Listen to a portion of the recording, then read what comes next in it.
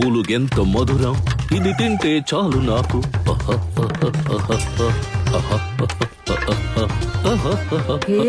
ఆ?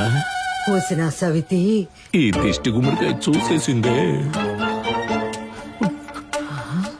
ఈ భోజనం తిని ప్రతి ఆదివారం నా ఇంటికి వచ్చినప్పుడు నా పెళ్ళాం వండిన మాంసం కూర ఆ వాసన 4 ఊళ్లకు గుమాయిస్తుందని నిన్ను మెచ్చుకుని నన్ను తిట్టడమే పని అయిపోయింది ఈ చచ్చిన మనిషికి.